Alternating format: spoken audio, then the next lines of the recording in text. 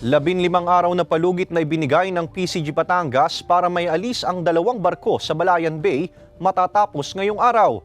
Ang detalye sa report ni Paul Hernandez.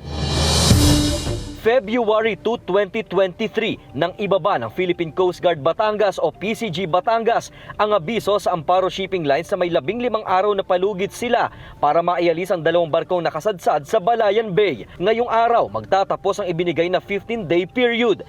Pero ayon sa PCG Batangas, nakadaong pa rin malapit sa Pampanga ang MV Hanako at MT Ocean Queen. May ginagawa naman daw aksyon ng pamunuan sa loob ng mga araw na ito. Nakapag-coordinate naman po sa amin, and syempre titignan rin namin yung methodology nila, and bukod sa methodology, titignan rin namin yung mga equipment for their salvage, kasi kung hindi rin compliant, hindi rin namin papayagan. Sa proseso raw ng PCG, bibigyan pa ng 5 araw may-ari para tuluyan ng mailayo ang 2 sasakyang pandagat. At kung hindi pa rin daw maiaalis, Coast Guard na mismo ang kikilos para isagawang emergency salvage o paghihila sa mga ito. Nauna nang sinabi ng Coast Guard na nakakaapekto sa shoreline ang pananatili ng mga barko malapit sa dalampasigan. We will issue another mandatory letter within 5 days. Is tatanggalin na po nila. Or else, after 5 days, yung emergency salvage na po yung i-apply po ng Philippine Coast Guard. Ayun po yung totoong nasa proseso. Sinisikap makipag-ugnayan ang GMA Regional TV Balitang Southern Tagalog sa may-ari ng 2 barko para sa kanilang pahayag. Napadpad ang mga barko sa kinatatayuan ito ngayon ng manalasa sa lugar,